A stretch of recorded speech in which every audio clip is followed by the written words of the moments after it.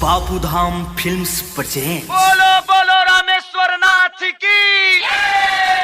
ज्यादा चिल्ला में चढ़ाई पे चिल्ला टूट जाई हो। ज्यादा चिल्ला में चढ़ाई पे चिल्ला टूट जाई हो। ज्यादा चिल्ला में चढ़ाई पे चिल्ला टूट जाई हो। ज्यादा चिल्ला में चढ़ाई पे चिल्ला टूट जाई हो।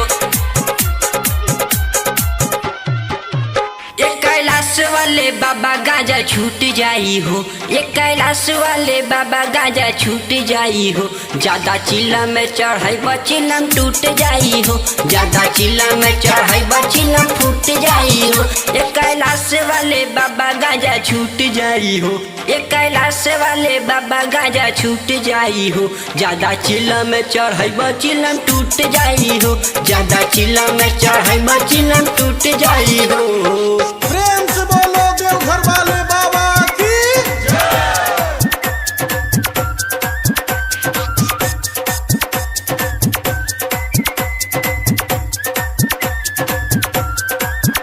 ज्यादा चिल्ला में चढ़ाई पे चिल्ला टूट जाई हो। भांग पीसी है ना माई बड़ी बथेला कलाई। भांग पीसी है ना माई बड़ी दुखेला कलाई। तनी रउआ सारा माई एही में बाटे भलाई। खाके छेना रसदार स्वाद लूट जाई हो। खाके छेना रसदार स्वामी लूट जाई हो। ज्यादा चिल्ला में चढ़ाई पे चिल्लम टूट जाई हो। ज्यादा चिल्ला में चढ़ाई पे चिल्लम फूट जाई हो।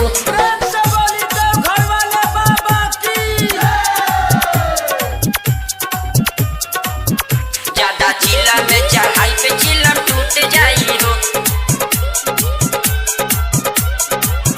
ज्यादा चिल्ला में चढ़ाई पे चिल्लम टूट जाई हो। आइले सावन के बहार लगे कांवर के बाजार। आइले सावन के बहार लगे कांवर के दुकान। आवतानी हर बार बाबा रउरा दुआर। कहे संजय ढलकन सबे वहाँ झूठ जाई हो। कहे संजय ढलकन सबे वहाँ झूठ जाई हो। ज्यादा चिल्ला में चढ़ाई में चिल्लम टूट जाई हो। ज्यादा चिल्ला में चढ़ाई में चिल्लम फूट जाई हो। ये बाबा समीर शाह रिकॉर्डिंग स्टूडियो लखौरा।